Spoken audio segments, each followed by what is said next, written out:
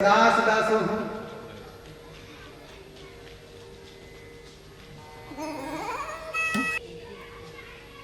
कहने का तात्पर्य यह है, सदास दासो हूं का तात्पर्य क्या है कि मैं भगवान के दास का दास हूं।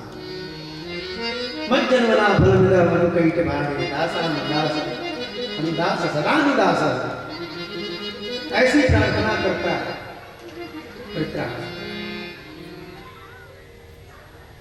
नारायण कवच का उपदेश प्राप्त था इंद्र को, इस कारण से इंद्र विजयी हुए, वृत्रासुर मारा गया। सुखदेव जी महाराज से पूछते हैं परीक्षित जी कि हे भगवान, यह बताने की कृपा कीजिए कि यह वृत्रासुर तो राक्षस था, लेकिन इसके भीतर इतनी अलौकिक भक्ति कैसे थी।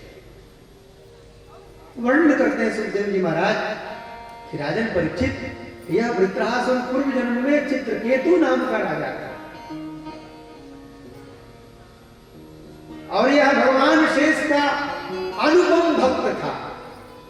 इसने भगवान शेष की अनुपम तपस्या की थी और तपस्या से प्रसन्न होकर के भगवान शेष ने इसको एक दिव्य विमान दिया था, कामक विमान। उस विमान से वो जहां चाहता वहां जाता था। एक बार वह विमान से जा रहा था, कैलाश के शिखर से होते हुए उसने देखा कि भगवान शिव माता पार्वती को गोद में बिठाए हुए हैं और सनकादिक महर्षियों को उपदेश कर रहे हैं। उसकी बुद्धि बिगड़ गई और उसने भगवान शिव को कोसना प्रारंभ कर दिया। भगवान शिव को कहने लगा कि देखो देखो, इनको लोग गुरु कहते हैं, तुम त्रिभुवन गुरु वेद बखाना, ये त्रिभुवन गुरु हैं और कैसे ये पत्नी को अपने गोद में बिठा करके और महात्माओं को उपदेश कर रहे हैं। इनको थोड़ा भी विचार नहीं है कि शिष्यों के सामने कैसे कहना चाहिए। भगवान शिव तो कुछ नहीं बोले, लेकिन माता पार्वती ने चित्रकेतु को श्राप दे दिया और वही चित्रकेतु अगले जन्म में वृत्रासुर नाम का दैत्य बना। फिर भगवत कृपा से चित्रकेतु जो वृत्रासुर था उसकी भी मृत्यु हुई। बड़ी सुंदर सुंदर कथाएं हैं। सब भगवत प्राप्ति करते हैं, सबको भगवान की प्राप्ति होती है। लेकिन सुखदेव जी से पूछा परीक्षित जी ने कि महाराज, यह देखने में आता है कि जब देवताओं का और दैत्यों का युद्ध होता है तो भगवान देवताओं का ही पक्ष लेते हैं, ऐसा क्यों? भगवान कभी दैत्यों का भी पक्ष लें, ऐसी भी कोई घटना घटित हुई है क्या? सुखदेव जी ने कहा कि राजन परीक्षित, लगता है तुमने प्रहलाद जी की कथा नहीं सुनी। प्रहलाद जी दैत्य बालक ही तो थे। सप्तम स्कंद में प्रहलाद जी की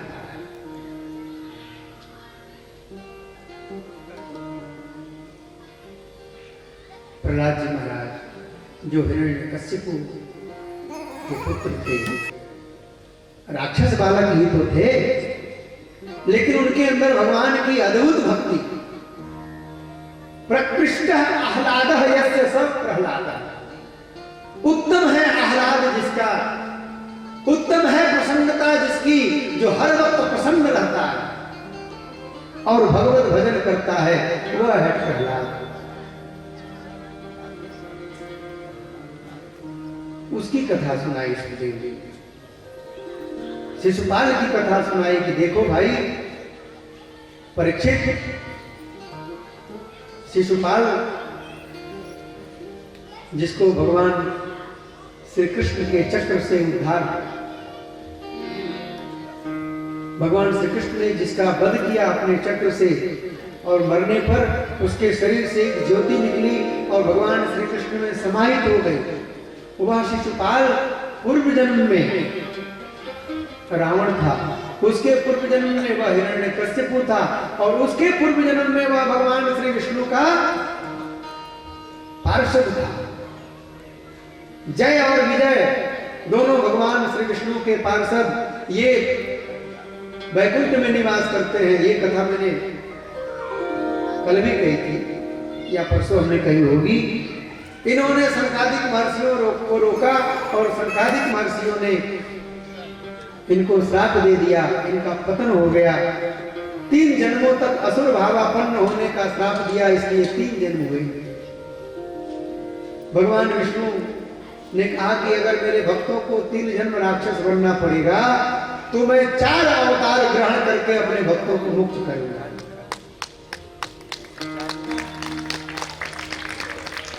सनत कुमार बड़े लज्जित हुए। सनत कुमारों ने कहा कि बताओ, हम लोगों के चलते भगवान को अवतार ग्रहण करना पड़ेगा, 4 अवतार लेना पड़ेगा। तो ये सनत कुमार, महात्मा लोग वर्णन करते हैं कि ये सनत कुमार ही घनीभूत स्वरूप बन के प्रहलाद जी के रूप में उत्पन्न हुए। पुनः रावण के यहाँ विभीषण के रूप में उत्पन्न हुए। कहा कि चलो जब ये 3 जन्म लेंगे राक्षस के रूप में तो भगवान इनके लिए 4 अवतार ग्रहण करेंगे, तो हम लोग कम से कम 2 अवतार तो ले लें, हम लोग भी भगवान की लीला में सम्मिलित हो जाए। बोलिए वैकुंठनाथ भगवान की। सप्तम स्कंद में प्रहलाद जी की कथा है, जिन्होंने भगवान नृसिंह को प्रकट कर दिया। बोलिए नृसिंह भगवान की। खंभ को विदीर्ण करके भगवान श्री नृसिंह प्रकट हुए। प्रकट होकर के उन्होंने हिरण्यकश्यप का उद्धार किया। हिरण्यकश्यप का उद्धार करके भगवान नृसिंह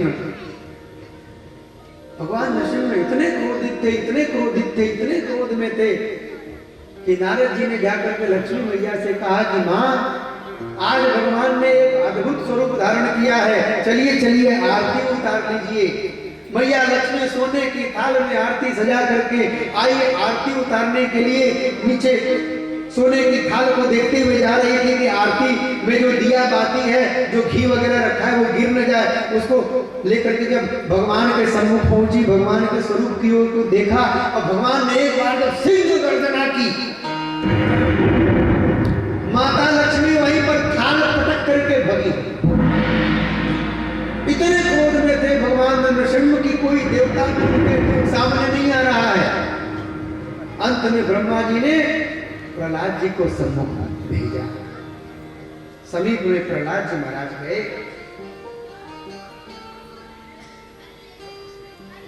प्रहलाद जी को देखते ही भगवान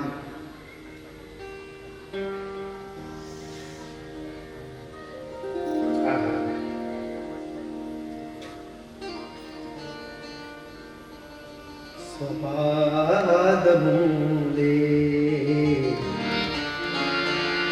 पतितं तमर्भकम्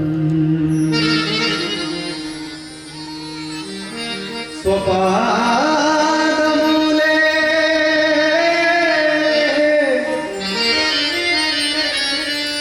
पतितं तमर्भकम् विलोक्य देवः कृपया परिप्लुतः। भगवान नृसिंह ने अपने चरणों में प्रहलाद जी को गिरा हुआ देखा तो कृपा के सागर भगवान के आंखों से अश्रुपात होने लगे और अपने अश्रु बिंदुओं से भगवान श्री नृसिंह ने प्रहलाद जी को स्नान करा दिया। प्रहलाद जी को अपने गोद में लेकर के भगवान नृसिंह जैसे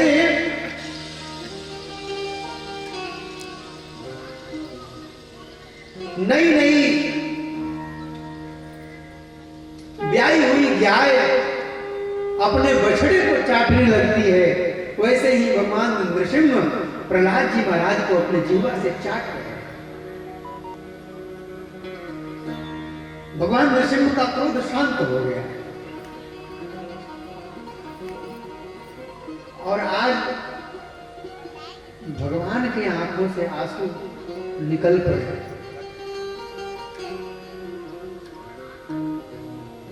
भगवान कहते हैं, विष्णु पुराण में वर्णन है कि क्वेदम क्वच वयः सुकुमार मेता क्वैता प्रमत्त कृत दारुणया नास्ति। बेटा प्रहलाद, क्वेदम बपू, कहां तुम्हारा सुंदर सुकुमार शरीर, ऐसा सुंदर शरीर की स्पर्श करने मात्र से जैसे वह लाल हो जाए। सुंदर सुकुमार तुम्हारा बपू, क्वच वयः, कितनी छोटी तुम्हारी आयु, कितने सुकुमार हो। और इस प्रमत्त राक्षस ने, हिरण्यकश्यपु ने तुम्हारे ऊपर इतनी यातनाएं, इतनी घोर यातनाएं तुमको दी। तुमको पहाड़ से फेंकवाया, नाग से डसवाया, हाथी से कुचलवाने का प्रयत्न किया, जहर देकर के मारने का इसने प्रयत्न किया, अपनी बहन होलिका के माध्यम से तुमको जलाने का प्रयत्न किया। इस प्रमत्त, इस दुष्ट राक्षस ने आलोचितो हि विषयो यमभूत पूर्वम्। संसार के इतिहास में ऐसी घटना कभी घटित नहीं हुई कि इतने से छोटे से नन्हे से बालक को उसके पिता ने ही इतनी यातनाएं दी हो। बेटा, छंतव्य मंगयदि में समये विलंब। हे बेटा, मुझे आने में थोड़ी देर हो गई, इसलिए तुम मुझे क्षमा कर देना बेटा। विष्णु पुराण में वर्णन है, भगवान आज भक्त से अपने अपराध के लिए क्षमा मांगते हैं कि बेटा मुझे आने में देर हो गई, मुझे क्षमा कर दो। प्रहलाद जी ने भगवान की बड़ी सुंदर स्तुति की। भगवान ने कहा वर मांगो। आप प्रभु, आपको पाने के बाद में फिर क्या पाना शेष रह गया? देखे तो फिर औरों को किन आंखों से हम देखें? ऐसा देखिए भगवान का स्वरूप कैसा है, नर सिंह। भक्त के लिए ये स्वरूप प्रकट हुआ, एक भक्त के लिए। ध्रुव जी के लिए भगवान हरि रूप में आए, प्रहलाद जी के लिए भगवान नृसिंह रूप में आए, हिरण्याक्ष का उद्धार करने के लिए भगवान वाराह रूप में आए। तुम्हें देखे तो फिर औरों को किन आंखों से हम देखे? ये आंखें फूट जाएं, गर्ज इन आंखों से हम देखें। प्रभु आपको देखने के बाद में, आपका दर्शन होने के बाद में फिर क्या देखना शेष रह गया, फिर क्या मांगना शेष रह गया? नहीं बेटा, मेरा नियम है कि मैं जिसके लिए प्रकट होता हूं उसको कहता हूं कुछ मांगो, उसे मांगना पड़ता, कुछ मांग। प्रहलाद जी कहते हैं कि प्रभु, यदि व्यक्ति अपने भजन के बदले में, यही भागवत धर्म है, ध्यान से समझिएगा इस बात को। भागवत धर्म क्या है? प्रहलाद जी महाराज बताते हैं कि यदि भजन के बदले में कोई व्यक्ति भगवान से कुछ मांगने लगे तो फिर वह भक्त नहीं है, फिर वह तो बनिया है, बनिया। यस्त आशीष आशास्ते न भक्त सत वही बड़ी।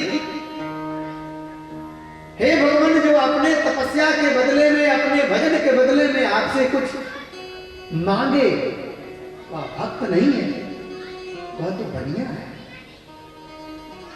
भगवान ने कहा कि ठीक है, तुम्हारे भावों को मैं समझता हूं, लेकिन बेटा फिर भी कुछ मांग।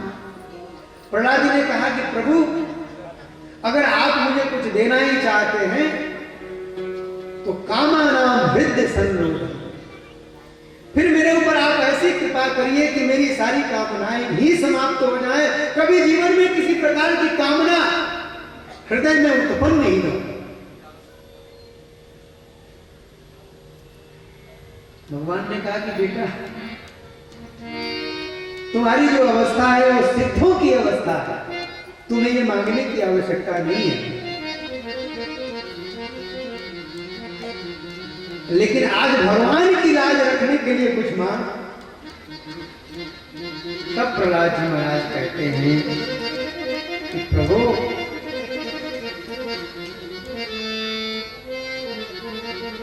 आपके आदेश से बस आप मेरे ऊपर इतना ही कृपा करिए कि मेरे पिताजी बड़े प्रमत्त थे, पिताजी से बड़े पाप हुए।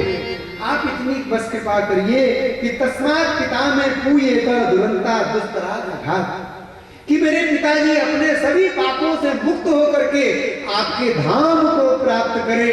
इसी को पुत्र कहते हैं। बोल प्रहलाद जी महाराज की, नृसिंह भगवान की। पुत्र का यही धर्म है। पुम नाम नरकात् त्रायते इति पुत्र, जो पुम नाम के नरक से अपने पिता का तारण करे उसको पुत्र कहते हैं। इसलिए लोग पुत्र की उत्पत्ति करते हैं।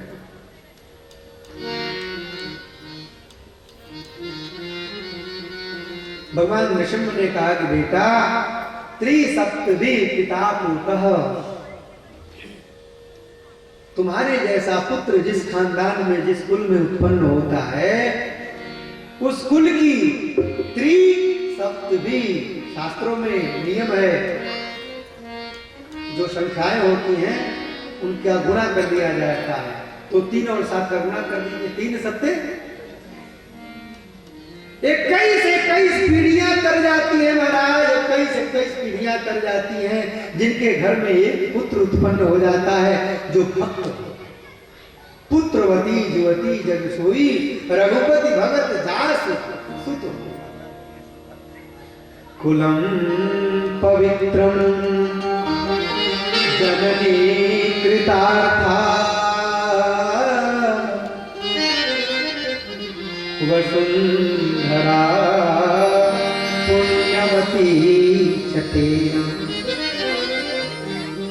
वह धरती, वह स्थान, वह जनपद, वह ग्राम, वह नगर पवित्र हो जाता है, वह माता पवित्र हो जाती है, वह कुल पवित्र हो जाता है जिस कुल में ध्रुव जी जैसा, प्रहलाद जी जैसा भक्त पुत्र उत्पन्न हो जाता है। बोलिए भक्त भगवंत जी महाराज की, प्रहलाद जी महाराज की, सच्चिदानंद भगवान की। सप्तम स्कंद के ही अंतिम 5 अध्यायों में जो मनुष्यों के 4 आश्रम हैं, ब्रह्मचर्य, गृहस्थ, वानप्रस्थ और संन्यास, इन आश्रमों के धर्मों का वर्णन किया गया है। राजधर्म का वर्णन किया गया है, स्त्री धर्म का वर्णन किया गया है, मानव धर्म का वर्णन किया गया है।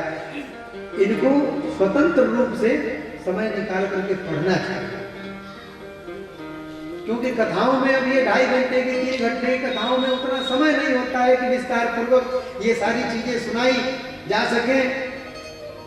देखिए 4थे स्कंद से चले हैं,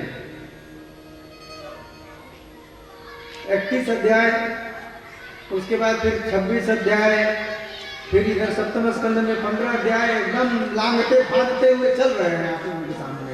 श्री कृष्ण जी का जन्म भी करना है। अभी 8वां स्कंद 9वां स्कंद बाकी है, उसमें भी 24 अध्याय है।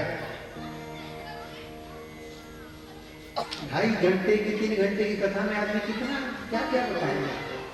लेकिन मुझे लगता है कि जो वास्तव में जो भागवत धर्म है, जिसको भागवत कहा जाता है, वो चीजें तो जरूर बतानी चाहिए। 8वें स्कंद में मनवंतरों का वर्णन है। 8वां स्कंद जो है वो मनवंतर का लक्षण है। मनवंतराणि सद्धर्म, 8वें स्कंद में 7 मनवंतरों का वर्णन है। स्वयंभू मनवंतर, स्वारोचिष मनवंतर, रैवत मनवंतर, चाक्षुष मनवंतर। अब ये गुब्बारे भी कह रहे हैं कि अरे पंडित जी अब ज्यादा देर न करो, जल्दी से कृष्ण जन्म कराओ, नहीं तो हम लोग पहले ही फूट जाएंगे। बोलो राधे कृष्णा, बोलो राधे कृष्णा, बोलो राधे कृष्णा।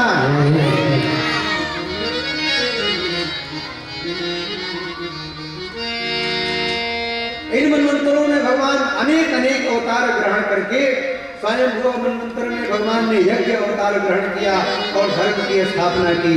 स्वारोचिष मनवंतर में भगवान ने विभु रूप से अवतार ग्रहण किया और धर्म की स्थापना की। उत्तम मनवंतर में सत्यसेन के रूप में भगवान प्रकट हुए और धर्म की स्थापना की। तामस मनवंतर में हरि अवतार हुआ भगवान का गजेंद्र के।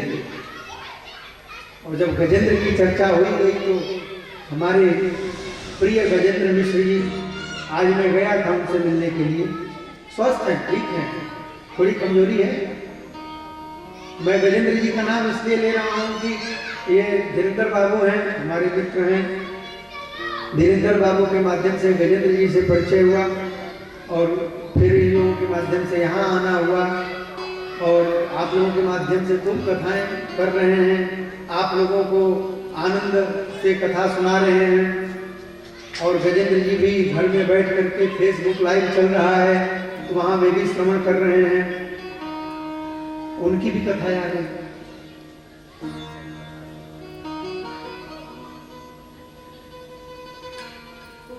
गजग्राह का युद्ध,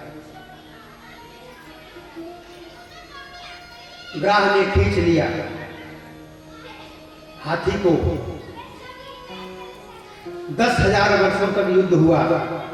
हाथी के साथ के जितने भी कुटुंबी थे सब छोड़ करके भाग गए, चले गए। अकेला गजेंद्र लड़ता रहा, हाथी लड़ता रहा, लेकिन पार न पा सका। अंत में भगवान को पुकारा। ये गजेंद्र किसी विश्वविद्यालय में पढ़ा था क्या? संपूर्णानंद संस्कृत विश्वविद्यालय में पढ़ा था कि काशी हिंदू विश्वविद्यालय में पढ़ा था? ऑक्सफोर्ड यूनिवर्सिटी गया था? कहीं नहीं गया था महाराज। पढ़ो लिखो नहीं जप कियो, पढ़ो लिखो नहीं तप कियो, न पढ़ा न लिखा न तप किया। पढ़ो लिखो नहीं तप कियो, जप न कियो गजराज, और केवल पुष्प दिखाई के टेर लियो ब्रजराज।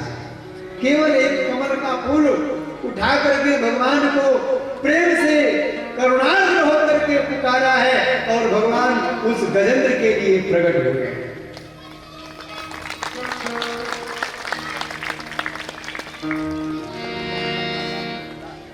अब बेगी खबर लो हे भगवान, मेरी नैया पड़ी मझधा, कष्ट कर दो, कष्ट कर दो। अब बेगी खबर लो हे भगवान, अब बेगी खबर लो हे भगवान, अब बेगी खबर लो हे भगवान, मेरी नैया पड़ी मझधा, कष्ट कर दो, रो कष्ट कर दो।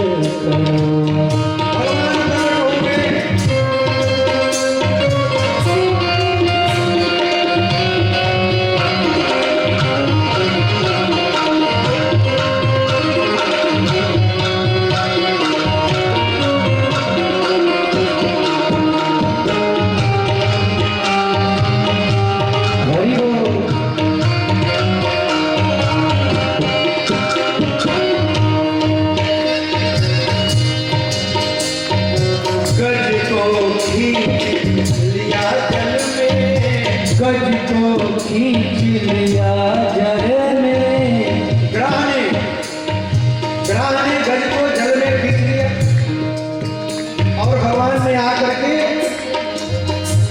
पहले ग्राह पर अपना सुदर्शन चक्र चलाया। पहले ग्राह का उद्धार हुआ, बाद में गजेंद्र का उद्धार हुआ। गज को खींच लिया जल में, ग्राह फसाया करबल में। गज को खींच लिया जल में, ग्राह फसाया करबल में। सुनत तेरे गज की भगवन, उस नीच को मारा एक पल में। सुनत तेरे गज की भगवन, नीच को मारा एक पल में। ना तेरे किया प्रभु करके दया, ना देर किया प्रभु करके गया, ना तेरे किया प्रभु करके दया, ना देर किया प्रभु करके गया। से गाल से किया उपाय संत कर दूर करो। अब एक खबर लो है भगवन, अब एक खबर लो हे भगवन। मेरी नैया बड़ी मजेदार, संत कर दूर करो प्रभु जी, संत कर दूर करो प्रभु जी, संत कर दूर करो, संत कर दूर करो,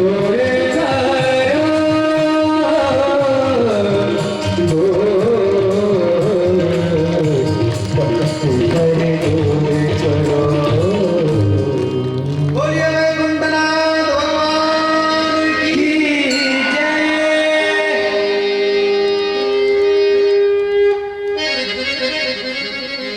भगवान जब वैकुंठ से चले, इतनी तीव्र गति से चले, इतनी तीव्र गति से चले कि गरुड़ जी महाराज पीछे छूट गए। गरुड़ जी ने कहा कि प्रभु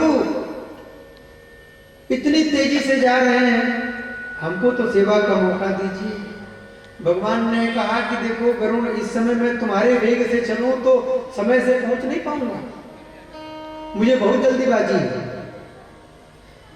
केवल भक्तों को ही भगवान से मिलने की जल्दीबाजी नहीं होती, भगवान को भी भक्तों से मिलने की जल्दबाजी होती। बोलो राधे कृष्णा, राधे कृष्णा। और भगवान पहुंचते हैं, पहले ग्राह का उद्धार करते हैं। ये जो ग्राह था पूर्व जन्म में हुहु नाम का गंधर्व था। हा और हुहु दो भाई गंधर्व, जो देव सर्ग है, देवताओं का जो सर्ग है, उसमें गंधर्व भी होते हैं, किन्नर होते हैं, सिद्ध होते हैं, चारण होते हैं, अप्सराएं होती हैं। तो हाहा और हुहु नाम के जो गंधर्व हैं, ये देवलोक में देवताओं को हंसाने का काम करते हैं, जोकरई करते हैं, चुटकुल्ला सुनाते हैं। समझ गए ना आप लोग? आजकल तो कुछ जोकर संसद भवन में भी पहुंच जा रहे हैं, वहां भी तो मनोरंजन करना है। लेकिन भगवान की जो कथा है, ये मनोरंजन के लिए नहीं है भाइयों और बहनों, याद रखिएगा, लिख लीजिएगा। भगवान की कथा मनोरंजन के लिए नहीं है, भगवान की कथा मनोमार्जन के लिए। और यहाँ पे आप लोगों को ताली बजाना चाहिए था, जहां जरूरत है वहां बजाते नहीं है। गुड़ के पचाहीने को बाबा डकार, बाबा करने से, ताली बजाने से बातें पचती जाती है। जो खाए हैं पच जाएगी तो तभी ना आगे और खाएंगे। कथा श्रवण कर रहे हैं, कानों के माध्यम से अंदर जा रहा है, पी रहे हैं इसको, तो जो पी रहे हैं वो पचना भी तो चाहिए। कानों ने, भगवान ने कानों को कैसा बनाया? दोने के आकार का बनाया, दोना के जैसा। क्यों? दोना में कोई चीज भरे तो वो जल्दी इधर उधर गिरता नहीं। खीर पीना हो तो कैसे पीते हैं? दोने में रख के पीते हैं। भंडारे में जाते हैं, हम लोग बाल्यकाल में जब पढ़ते थे संस्कृत महाविद्यालयों में तो मुमुक्षु भवन में खूब भंडारा होता था, मारवाड़ी सेवा संघ में खूब भंडारा होता था। जाते थे तो हम लोग एकदम पूरी और महाराज वो खीर, 1 कुंटल खीर में 1 कुंटल दूध को खूब मोटा करके 50 किलो बनाया गया। उसमें फिर छुहारा, काजू, किशमिश, सब बादाम डाल करके और रबड़ी मलाई डाल करके क्या खीर बनता था महाराज। महीने में 20 दिन तो हम लोग भंडारा खाते थे। संस्कृत विद्यालय में पढ़ते थे। श्याम भाई हमारे कह रहे हैं कि पिस्ता भी पड़ता था। ऐसे इसीलिए आप लोगों को रखा जाता है कि आपको थोड़ा याद रख दिया गया। बोलो राधे कृष्णा। तो उसको कैसे पीते हैं? दोने में भर के पीते। भगवान ने कानों को दोने के आकार का बनाया कि इसमें खूब भर भर के कथा पियो, खूब छक के कथा पियो। और कोई इन दोनों में भर भर के कथाएं नहीं की तो तुम्हारे जो कान है वो क्या है? वो सांप के बिल के समान है। जो कान है सांप के बिल के समान है, जिससे दूसरों की निंदा सुनते रहते हैं। ये बहनी जानत हो का हो कलनिया बिया ना, अरे ओकरे घरे हईसन हो, अरे ओकरे घरे हईसन, ये भाई बात जानू हो। ये सब करने के लिए थोड़े भगवान ने कान दिया है। कान दिया है कथा सुनने के लिए। माताओं बुरा मत मानना, मैं आप लोगों का बालक हूँ। ताली बज गई, यानी कि आप लोग मुझको क्षमा करते। वाह, बोलो राधे कृष्णा। ये कान पहले दिन में हमने कहा था, गोकर्ण जी महाराज क्या कहते हैं? अन्यास दोष चिंतनमास मुक्त्वा, दूसरों की निंदा, दूसरे की निंदा स्तुति छोड़ करके व्यक्ति को भगवत भजन करना चाहिए। सुनना हो तो कथा सुनिए, भगवान के संदर्भ में सुनिए, सुंदर सुंदर भजन सुनिए।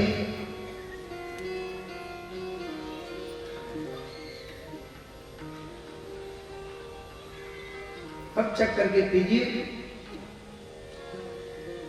भगवान आ गए टेर सुन करके।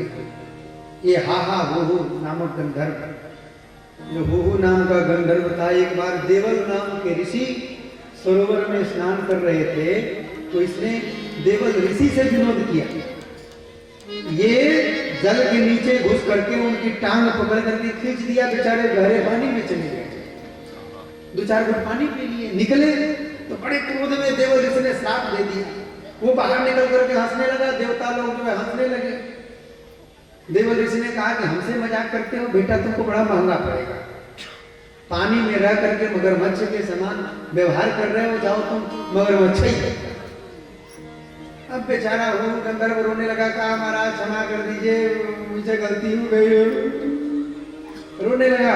तो देवल ऋषि ने कहा कि ठीक है, भगवान के किसी भक्त का जब तुम चरण पकड़ोगे तब भगवान आएंगे और भगवान तुम्हारा उद्धार करेंगे। तो भगवान आए तो सबसे पहले ग्राह का उद्धार किया। भगवान अपने भक्त को बाद में उद्धार प्रदान करते हैं। भगवान के भक्तों के जो चरण को पकड़ लेता है उनको भगवान पहले उद्धार कर देते हैं। इसलिए पहले ग्राह को उद्धार मिली, फिर गजेंद्र का स्पर्श किया और वो दिव्य भगवत स्वरूप धारण करके विष्णु रूप में भगवान के वैकुंठ में चला गया। बोलिए वैकुंठनाथ भगवान। ये जो हाथी था पूर्व जन्म में इंद्रद्युम्न नाम का राजा था। अब आज आप बड़े खतरनाक बैठ गए हैं, इसलिए आपको देख करके मैं सारी कथा कह रहा हूँ और एक एक पॉइंट को मैं कहते हुए चल रहा हूँ कि आप ये न कहें कि पंडित जी ने किसी कथा को छोड़ दिया। समासव्यास योग का, किसी बात को समास शैली में समसनम समासा छोटा कर देना समास शैली है, और व्यसनम व्यास, इसीलिए हम लोगों को व्यास कहा जाता है कि हम लोग छोटी सी छोटी बात को बड़ा चढ़ा करके बताते हैं।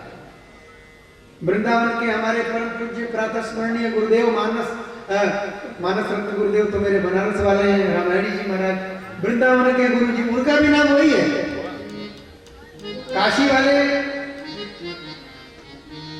डॉक्टर साहब रामायणी जी महाराज, डॉक्टर श्रीनाथ मिश्र जी रामायणी जी महाराज, और वृंदावन वाले पौराणिक जी महाराज श्रीनाथ पौराणिक जी महाराज, उनसे हमने तो गुरु जी कहा करते थे कि ज्यों केले के पात में पात, पात में पात, केले का पत्ता छिलका निकालते जाइए, निकालते जाइए, निकलते ही जाएगा, निकलते ही जाएगा, निकलते ही जाएगा। तो जो केले के पात में पात, पात में पात, त्यों वक्ता के बात में बात, बात में बात।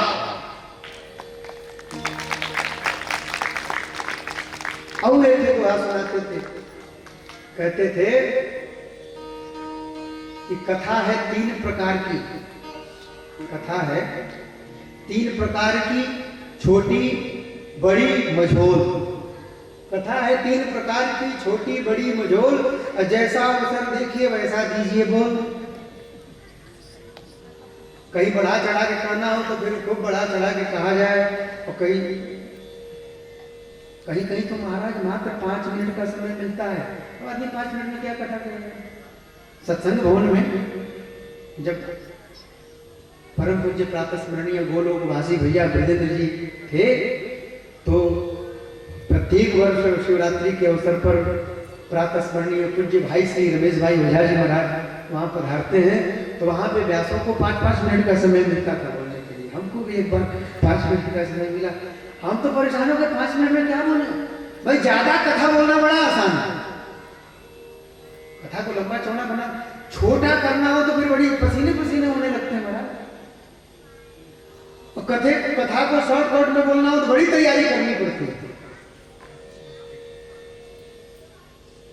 तो इंद्रद्युम्न नाम का राजा पुरंदर, ये भगवान का बड़ा भक्त था, वन में तपस्या करता था। एक रोज वो जप कर रहा था और सामने से अगस्त्य ऋषि अपने शिष्यों के साथ चले। क्षत्रिय राजा, इसने अगस्त्य जी को प्रणाम नहीं किया। अगस्त्य जी बुरा माने, कहा कि क्षत्रिय होकर के ब्राह्मणों को सामने खाने पर प्रणाम नहीं करते हो। तो ब्राह्मणों को धन संपत्ति से बहुत ज्यादा मतलब नहीं होता है, उनका बस सम्मान कीजिए, आप बस उनका सम्मान कीजिए। वो बड़े जो मोटे जजमान हैं, बड़े पैसे वाले जजमान हैं, उनके लिए भी वही मंत्र पढ़ेंगे, वो उसी मंत्र से आशीर्वाद देंगे जिससे आपको आशीर्वाद देंगे। जिस मंत्र से वो बड़े से बड़े सेठ साहूकार को आशीर्वाद देते हैं, उसी से आपको भी आशीर्वाद दे देंगे। बस उनका सम्मान कीजिए, प्रणाम कीजिए। ये विचार मत कीजिए कि पंडित जी कैसे हैं, क्या करते हैं। पंडित जी जैसे भी हो, पंडित जी हैं, उनको प्रणाम करिए, ये विचार करने का काम नहीं है। वो भगवान देख लेंगे उनको, वो सब भगवान पे छोड़ दीजिए, वो सब विचार भगवान करेंगे। कोई भगवत भक्त मिल जाए, ब्राह्मण मिल जाए, संत महात्मा मिल जाए, प्रणाम करिए। प्रणाम नहीं किया, इसलिए इंद्रद्युम्न को श्राप दे दिया कि हाथी के जैसे अकड़ करके बैठा है। प्रणाम नहीं किया, जाओ अगले जन्म में हाथी बन जाओ। पुनः इंद्रद्युम्न ने जब प्रार्थना करी, तब अगस्त जी ने कहा कि जाओ, तुम्हारे लिए भगवान अवतार ग्रहण करेंगे और तुमको सारूप्य मुक्ति प्रदान करेंगे। भगवान के स्वरूप में द्युम्न वैकुंठ को प्राप्त किया है। बोलिए वैकुंठनाथ भगवान की। अष्टम स्कंद में ही समुद्र मंथन की कथा है। समुद्र मंथन से 14 रत्नों की उत्पत्ति हुई। उसी में भगवान ने विश्वमोहिनी अवतार भी ग्रहण किया। भगवान का ये भी एक अवतार है। बोलिए विश्वमोहिनी भगवान की। वहीं पे भगवान ने कच्छप रूप से अवतार ग्रहण किया। बोलिए भगवान कच्छप अवतार की जय। अजित के रूप में भगवान ने अवतार ग्रहण किया। अजित अवतार भगवान की जय। अनेक अवतार भगवान ने ग्रहण किए। समुद्र मंथन से अमृत निकला। अमृत का पान देवताओं को कराया, मदिरा का पान दैत्यों को कराया। सारी कथाएं आप लोग जानते हैं, आप सब काशी के श्रोता हैं। और काशी के श्रोता बड़े विद्वान होते हैं, आप लोग हर साल कथा सुनते हैं, तो किसी किसी संक्षिप्त कथा को भी आप लोग पूरे रूप में समझ जाएंगे, ऐसा समझ करके मैं आगे बढ़ता हूँ। समुद्र मंथन की लीला भगवान के द्वारा हुई, लक्ष्मी जी की उत्पत्ति हुई, लक्ष्मी जी ने भगवान का वर्णन किया। बड़े बड़े देवता लक्ष्मी जी को प्राप्त करना चाहते थे, लेकिन लक्ष्मी जी ने भगवान श्री विष्णु को वरमाला पहनाई। क्यों? परम पूज्य प्रातस्मरणीय गुरुदेव एक श्लोक सुनाते थे, कहते थे कि और जितने भी देवता थे वो सब बार बार अपनी मुंडी उचका करके आगे बढ़ेंगे, हमारे घर में वरमाला डाल दो, हमारे गले में वरमाला डाल दो। लक्ष्मी जी ने उन सबको नापसंद कर दिया। भगवान शंकर भी वहां दिगंबर वेश में बैठे हुए थे, भगवान शंकर को भी वर्ण नहीं किया। भगवान विष्णु पीतांबर ओढ़ करके शयन कर रहे थे। डोंगरे जी महाराज की कथा में, भागवत रहस्य में आप पढ़ेंगे इसको। भगवान विष्णु पीतांबर ओढ़ करके शयन कर रहे थे। लक्ष्मी जी ने पूछा कि ये कौन है, तो किसी ने बताया कि ये भगवान श्री विष्णु है। बाकी बड़े शांत, इनका नाम है शांताकारम। शांताकारम भुजग शयनम, यहाँ तो जमीन पे शयन किए हैं, ये बड़े लीलाधारी, लीला करते रहते हैं।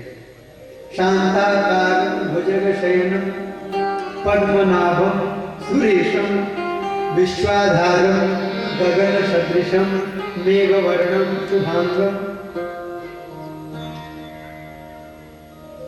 आगे तब तो मैं इन्हीं का वर्णन करूंगी, लक्ष्मी जी ने उनका वर्णन किया। इसलिए कभी यह नहीं कहना चाहिए कि कपड़े से क्या होता है।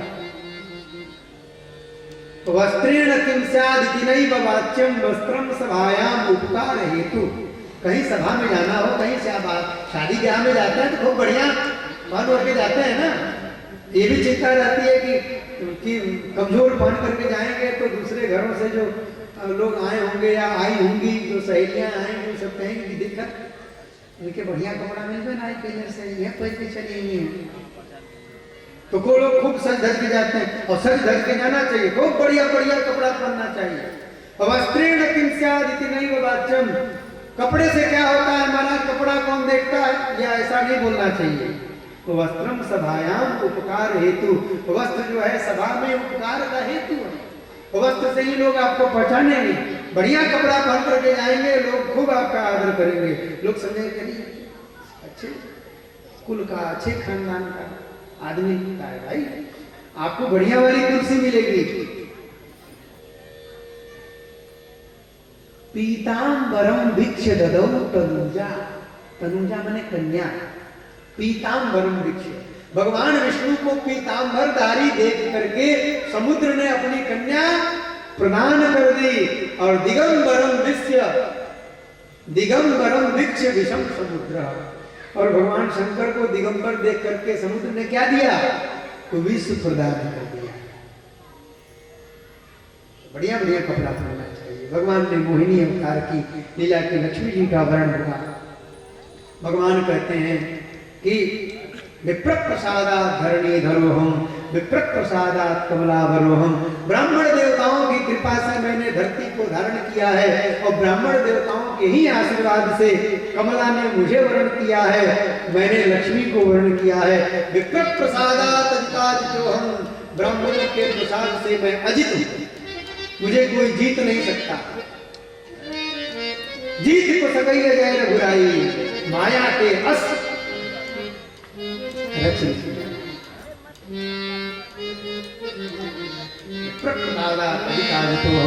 विप्र प्रसादात् मम नाम रामः। ब्राह्मणों ने मेरा नाम राम रखा, वह नाम जिस नाम को लेने मात्र से व्यक्ति के समस्त पाप नष्ट हो जाते हैं। इसी स्कंद में, अष्टम स्कंद में भगवान वामन के अवतार का वर्णन हुआ। सुखदेव जी महाराज कहते हैं कि प्रभु बले पदत्रय भूमि कस्माद् हरिरयाचत। हे भगवान, भगवान ने बलि के मकसाला में जाकर के उनसे किस लिए भूमि दान में मांगी? क्यों? और बलि ने उनको भूमि प्रदान भी कर दी। पुनश्च भूतेश्वर कृपणवत लब्धार्थोपि बबंधतम, और बलि ने उनको प्रदान कर दी, तब भी उन्होंने बलि को बांध लिया। लेकिन कैसे बांधा? बड़े अच्छे अच्छे भजन याद आ रहे हैं, लेकिन समय अभाव है। चलिए 9:30 तो ऐसे ही हो गया है, आधे घंटे में विश्राम दे देंगे। एकदम निश्चित होकर के बैठिए। क्यों भगवान ने बलि से 3 पग भूमि मांगी और सब नाप लिया, फिर बलि को बांध भी दिया? ऐसा क्यों किया? भूतेश्वर, संपूर्ण भूतों के वो ईश्वर हैं। कृपणवत, गरीब आदमी की तरह हैं, तो उन्होंने मांगा। अलब्ध अर्थों की प्राप्ति कर लिया, फिर भी बबंधतम बांध लिया। इसका भी बड़ा सुंदर वर्णन किया है। समुद्र मंथन से उत्पन्न अमृत का पान करके देवता इतने बलिष्ठ हो गए कि जब देवासुर संग्राम हुआ तो उसमें दैत्य मारे गए, देवता जीत गए। शुक्राचार्य जी ने संजीवनी विद्या से पुनः दैत्यों को जीवित कर दिया। बार बार देवासुर संग्राम होता, शुक्राचार्य जी महाराज संजीवनी विद्या से सबको जीवित कर देते, फिर सभा करके लड़ने लगते। ये घटना कई बार हुई। तब शुक्राचार्य जी ने कहा कि राजा बलि, तुम विश्वजित नामक यज्ञ करो। इस यज्ञ के प्रभाव से तुम संपूर्ण विश्व को जीत लोगे, फिर तुमको कोई हरा नहीं पाएगा। और राजा बलि ने विश्वजित नामक यज्ञ किया। यज्ञ के पूर्णाहुति के पश्चात उस यज्ञ से एक स्वर्णमय रथ उत्पन्न हुआ। उस रथ पर सुंदर धनुष, तूणीर, बाण सब कुछ विद्यमान। उसको धारण करके राजा बलि अत्यंत बलवान हो गए और पुनः उन्होंने स्वर्गलोक पर आक्रमण किया, देवताओं को परास्त किया। देवता लोग स्वर्गलोक छोड़ करके भागे, ब्रह्मा जी की शरण में। ब्रह्मा जी से कहा कि पितामह क्या करें?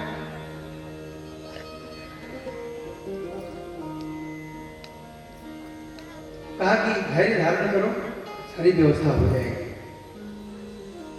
इधर माता